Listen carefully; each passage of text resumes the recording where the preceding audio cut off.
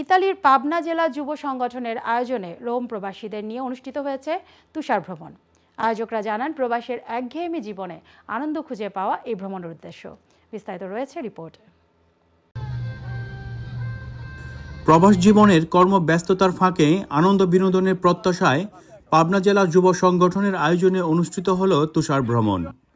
মধ্য ইতালির লাকুইলা অঞ্চলে কাম্পো ফিলিসেতে সংগঠনের উপদেষ্টা পারভেজ খান ও হাসাদুর রহমান হান্নান এবং পাবনা জেলা যুব সংগঠনের সভাপতি রুহুল আমিন আকাশ, সাধারণ সম্পাদক আরিফুল ইসলাম, সহসভাপতি সাজ্জাদ হোসেন, সুজন হোসেন, যুগ্ম সাধারণ সম্পাদক কামরুল চৌধুরী, সাংগঠনিক সম্পাদক ইমন পরামানিক, মোহাম্মদ সাগর ও ফারুকের আন্তরিক সহযোগিতায় ভ্রমণ হয়ে ওঠে প্রাণবন্তর। তুষার ভ্রমণে অপরূপ সৌন্দর্যের লীলাভূমির শুভ্রতায় সবাই ছিল মুগ্ধ। পাহাড়ের গায়ে বরফের অপার সৌন্দর্যের স্নিগ্ধতায় রোম প্রবাসীদের যান্ত্রিক জীবন যেন সতেজ হয়ে ওঠে। এজন্য তুষার ভ্রমণে জীবনের আনন্দ খুঁজে পাওয়া। শুভ্র বরফের সাথে পুরো দিনটাকে আনন্দ বিনোদনে কাটান প্রবাসীরা। আয়োজকদের প্রত্যাশা এর ধারাবাহিকতা বজায় থাকবে আগামীতেও।